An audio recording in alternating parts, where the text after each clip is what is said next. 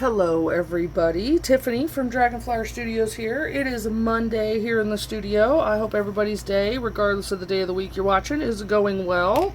And I've got something that I came up with for my wallet journal. It's an overgrown wallet is what I'm calling it. Anyway, I came up with this little pocket idea, and somebody was like, oh my gosh, how did you make that? So I thought, well, anytime I get asked a question like that, a how-to video is in store. So here's this guy. It's just created out of a piece of 8.5 by 11 parchment paper. It's a little thicker than I would say printer paper, but not quite cardstock thickness. So that's why when I created this, I doubled it over. It did give a little bit of rigidity to the page that I had created out of gift wrap. So yeah, I'm gonna show you how to create one of these. It may have been done before, however, it's something that I came up with. I really liked how it turned out, and somebody out there wanted to know how I did it. So let's I'll be happy to show everybody how I did it. So let's put this guy aside. I'm not going to create another pocket for this one. What I am going to do is create one of these pockets for my Catching Fire junk journal. So what I've decided to do, I think, is I'm going to put it, I don't know if it'll go here or here, but I'm going to put it on the inside where there's a gap in between my signatures. Is where I like to put things that I know will add quite a bit of bulk, just because then it's not trying to smush in between the pages of something else. So what I'm going to do, what I'm going to start off with, oh excuse me, I have hiccups. What I'm going to start off doing is I don't quite remember the size and dimensions of this. You know, you start something and then 27 other things happen. So I'm just going to measure its pages, 5 by, I think it's 8.5, it might be 8. Yeah, 5 by 8. So 5 by 8. What you want to keep in mind, I had learned this the hard way. One of the first junk journals that I did a lot of ephemera, embellishments and stuff, and I didn't really give too much thought as to how much I was putting next to the spines, and unfortunately the spine, I cracked my hidden spine, because when I went to do this with the book, it just was too much for the thread and the glue that I had used, and so it ended up actually I had to repair the spine. So what I'm going to do is, instead of making the pocket the whole size of the page, I'll make it just a little smaller so that it's not right next to that spine. Now this wouldn't necessarily do that, but as you start to add things to your journals, it'll start to gator mouth out this way, and the spine just doesn't have that kind of give. So for all you newbies out there, learn from my horrible lesson. Don't break your beautiful journals that you've put so much time and effort into creating. So I'm just going to use same sheet of paper that I created the one for my wallet journal from, and I'm just going to use the lines on my Fiskars mat. So we're probably going to go a pocket about 4.5 inches across. So let's see, what 4.5 and 4.5 is 9. 9 plus 4 is 13.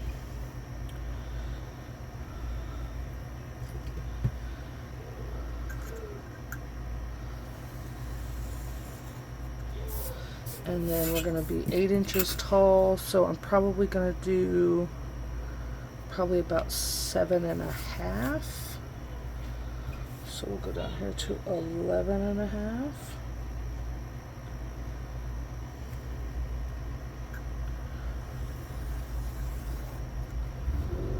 I'm not, if you guys have watched my videos before, you know I'm not always a chatty Cathy or a talkative Tiffany. Sometimes I'm just crafting. I'm in my little zone, so I kind of zone out. I'm going to use my bone folder. I'm going to give this a good crease, because there is going to be a lot of back and forth with it. So now, before I go any further, gluing, cutting, doing anything like that, I'm just going to measure, make sure that this is going to fit how I want it. So yeah, see how it's got that border all the way around the edge? That's kind of what I keep in mind for all of my journal making. I have a tendency, unless it's a sticker or a little piece of washi tape or something like that, you gotta be careful adding bulk down real close to the spine. So now that we've got this, let's get started with our pocket making. So you just gotta, it doesn't matter front, back, side to side, whatever, just know that whatever side you create on is going to be the side that you cut on.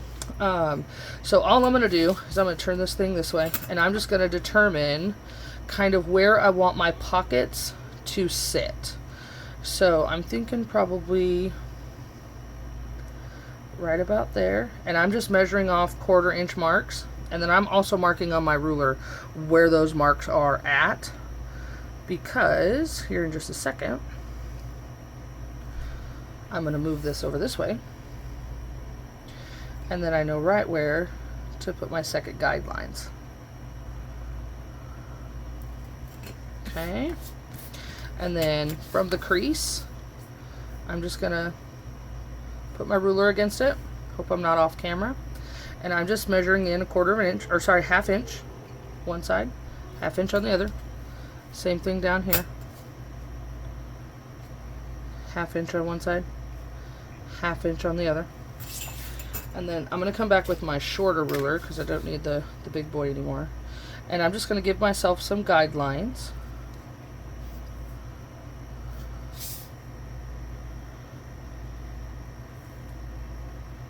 And this is all going to be on the inside, so you know, if you're using pen or whatever, just make sure that whatever you're using is not going to bleed through on the other side, unless that's the look you're going for. Alright, so then I'm just going to come in here to my guide, to my original hash marks that I made, and I'm just going to cut a line from this mark over to this mark. Don't cut across the line, because then your pocket is going to not be as reinforced as you otherwise might want it to be. Like if I cut all the way across there, it's going to take some glue to make that pocket do what it's supposed to do. Which can be done. It can be fixed. It is all just paper. Alright, so I'm going to start here, and then I didn't make this line up long enough, so I'm just going to kind of eyeball that.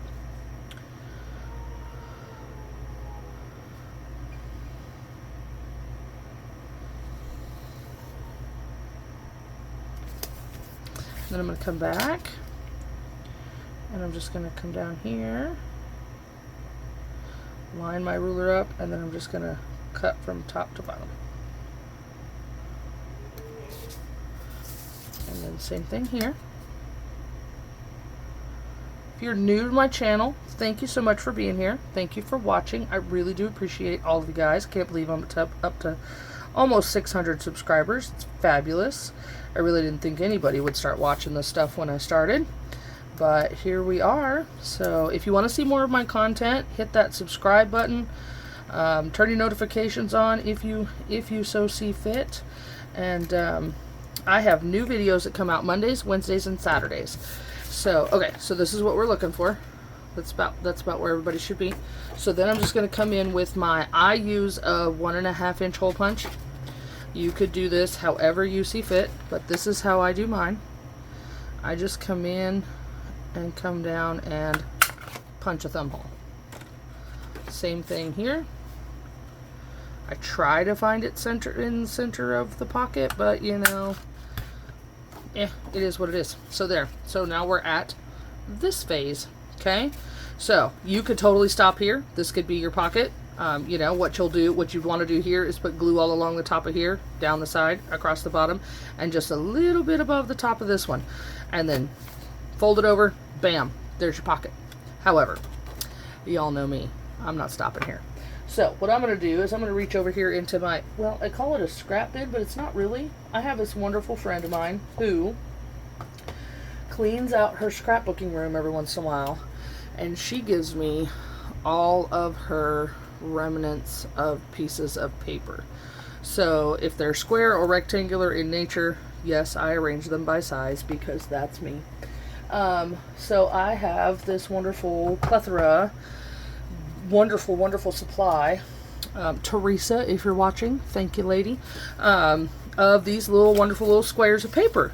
So I just grabbed one of these. I really like this. So I'm gonna do a little peekaboo design for this guy. So all I'm gonna do is, I think I'm just gonna take this little piece of paper. This is cardstock, so it's a little thicker, but you could use anything that you wanted to. If you've got paints, you could paint a swatch of paint back behind there, and then I really am just gonna cut this thing in half. Maybe not even cut it. I might tear it.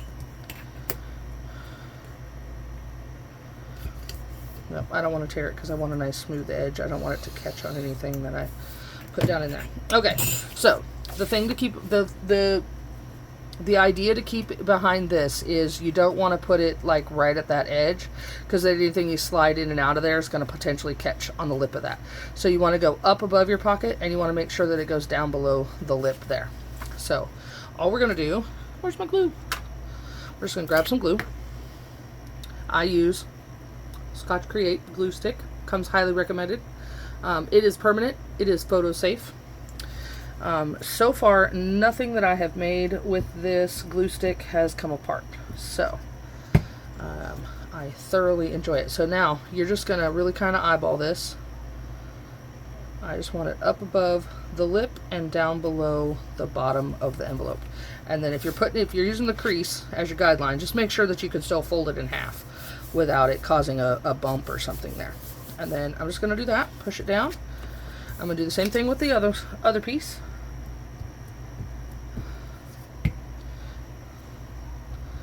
Let's see, I want to do this one. Nope, I'm going to do it this way. Same thing here. I'm just eyeballing it, making sure that it's both above and below that. And then just smush them into place. Make sure that they're very well attached. I'm going to come back with some scissors and just trim these off. Maybe I will, if it will let me. Or maybe not. There we go. Set those aside. They'll become something else later. Okay. So right now we're here. And then once we close it up, we have this wonderful pattern behind our pockets, which gives them a little more definition. Now, the other one I hit with distressing ink. I think I'm going to do the same thing with this, but I'm going to go a little outside the normal distressing zones, and I'm going to come in because my journal is called Catching Fire, so it's kind of going to have a little bit more of a red theme that I'm used to working to. So keeping that in mind, I'm going to come in here and I'm going to embellish my pockets. Well, maybe. Okay, hold on. Getting ahead of myself. Lid on the glue. Alright. Come in with your dauber.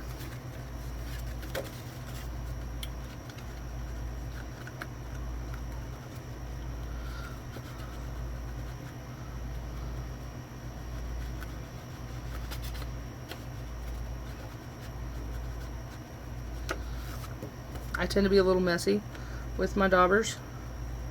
I don't always technically do this version of everything.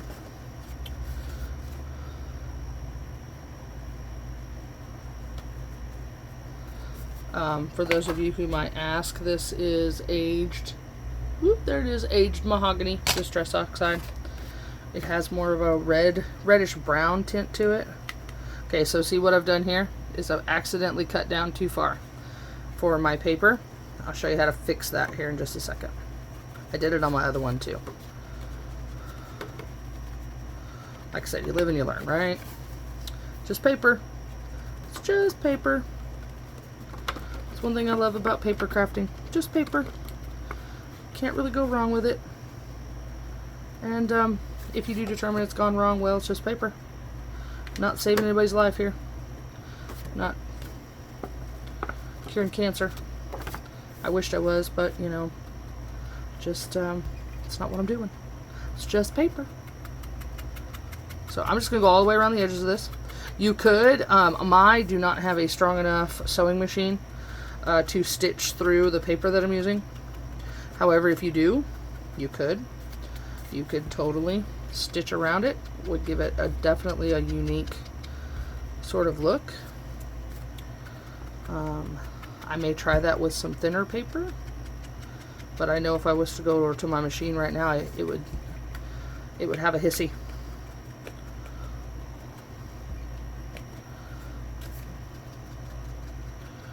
Okay, so there's that. Okay, so now we're here, and you don't have to do the distressing. You know, this is, at this point in time, it's whatever every man, woman, and child for themselves. You do whatever feels right. So, to take care of this little rippy that I got over here, I'm just going to grab some washi tape, and I'm just going to come in and reinforce the back side of it, and no one will ever know the difference. That's all you got to do. That right there. And then that is reinforced enough so that anytime I slide anything in and out of there, it shouldn't catch too much on it. But if it does, well, it'll just make it look that more junky. I don't know if that's a word, or that's the word I'm going with. So yeah. So the other one that you saw in my wallet journal had some butterfly washi tape. I don't think I want to do that with this one. I'm trying to think what I do want to put on the outside of it. I'm trying not to create too much more bulk because it is going to have cards that go down on the inside of it. So I'm thinking probably a stamp. Let's see what beautiful, beautiful stamps I might be able to find to use. Bear with me. I'm looking through the binder. If you are a stamp collector like I am, you know that stamps, well, they just come in all shapes and sizes. Oh, I think those might be pretty. Okay, let's set this aside. Okay, get out a rubber block or rubber stamp block. Give me a minute. That's what happens when you craft live, right? Okay, that should be big enough, and that should be big enough. Now, which one of these beautiful, beautiful pieces? I really like that one. Do we want to use it on both the top and the bottom? Nope, we're going to go unique for both of these. So, I just pull this off of here, stick this on here, make sure it's very well adhered, no air bubbles underneath it. You can tell if there's an air bubble on your stamp. See, like there's an air bubble right there, because it's got an opaque spot when you flip it over. Little tiny air bubbles, not that big a deal. Big air bubbles totally mess up your stamp, just in case you were wondering. So I'm going to come in and see if I can't ink this guy with my Distress ink. Nope, it's not going to take. So, give me a second. Grab a handy wipe. What kind of time are we at? Oh, 17 minutes. We are doing fabulous.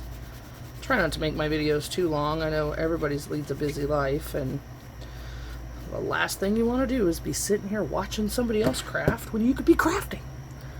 So, let's see. Set that somewhere where it's not going to bleed onto anything. Yep, that'll work right there. Okay, so what I'm going to do is come in here maybe.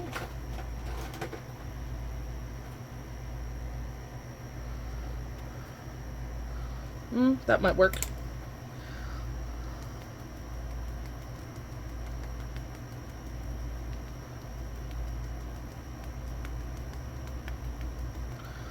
Okay, and then I'm just going to unfold this guy so that mostly just so that the lines back here don't interfere with my stamp design. I'm just going to turn this over, somewhat center it, and I'm just going to push. I rock back and forth a little bit so that all the corners and everything get pushed down. Oh, and look, isn't that pretty? That actually turned out really, really well. So then I clean my rubber stamps. Some people do, some people don't. I am one of the ones that do. I just give it a quick rub with a wipe, and then it immediately comes off of here and goes back on its plastic to dry before I put it away in my stamp binder. So I'm going to peel off the next one, put it on here, make sure there's no giant air bubbles. There's one. Oh, there's one. And just repeat the process with this design.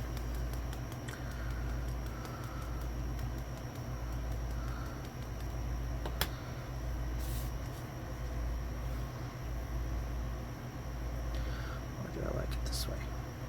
Yep, I like it that way. And then just somewhat in the center.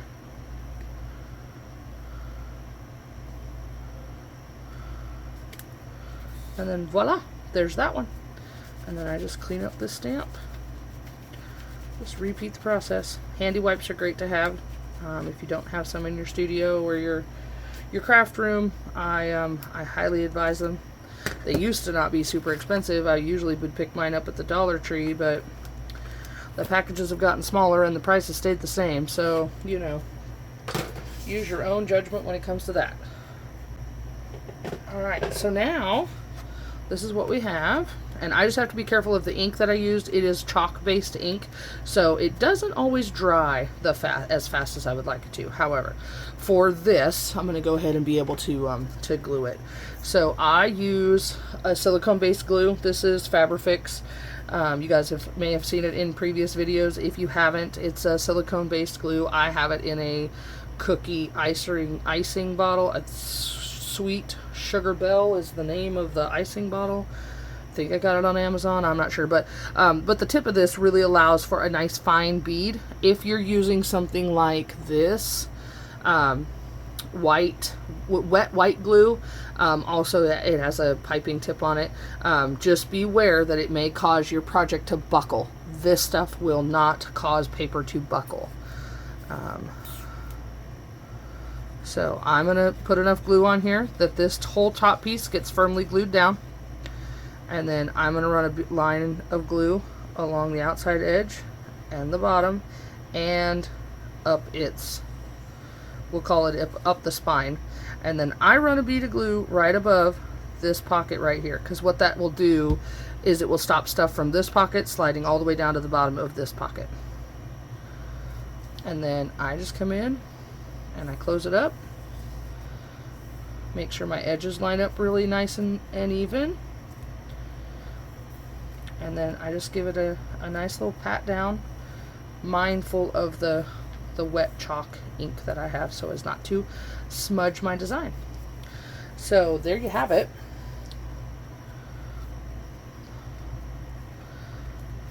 Just a cute little variation on a stacked pocket, dual pocket. Like I said, I'm not sure if it has a name, but that's what I have. That's what I have made. And then I'll go back and I'll make some journaling cards or some note cards or something. My glue is not dry. It's still wiggling along the edges. So yeah. And then I will attach it. I will glue this whole thing down. And what you could do is, if you wanted to add even more storage, add a third pocket. What you could do is just do a U shape of glue on the back side of this when you glue it onto your page, and then this back space back here would also become a pocket for storage. So there's lots of ways that you could add storage to your junk journal. So yeah, there we go. Now the glue has grabbed. Things aren't sliding around anymore. So yeah, we can go ahead and glue this into place.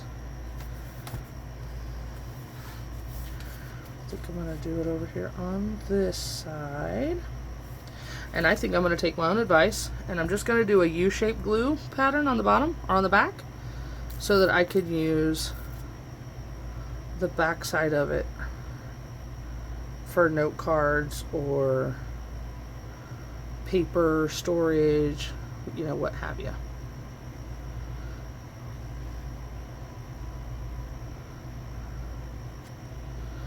There we go. So I'm just going to come in here and I'm just going to try for center on my journal page. There we go. And then just going to make sure that glues into place. I'm just going to give this a hold. And while we're waiting for the glue to dry, thank you all, everybody, for being here. Thanks for watching. I enjoy each one of you guys. Leave a comment. If there's something that you specifically want to know how to make or are unsure of how to do and would like a tutorial, I take all suggestions very seriously, and I will do my best to accommodate you guys. I am going to do an avocado paper dyeing video here just shortly. I got the avocados today, so their rinds and pits are drying out, and that video will most likely be coming on Saturday. So yeah, but give me a like, give me a share, mention my name somewhere, tag Dragonflyer Studio in a post or on your Instagram or something. I would greatly appreciate the exposure. I do have an Etsy shop by the same name, Dragonflyer Studio. And I do have a couple of journals, including the big yellow guy that's sitting to my left. His name's Mr. Sunshine. So yeah, if you're interested in buying a journal that all you got to do is add your own creations to, go check it out. All right, well there we have it. That's all nice and glued in. And then this guy, I don't want to shove too much down there because the glue is just setting, but that has now become its own pocket. So you know, we've got 1, 2, 3 pockets. There we go. So yeah, ta-da. I really like the way that turned out. All right, well thank you for watching, guys. Until next time, this is Tiffany, Dragonflower Studios. Thanks for watching.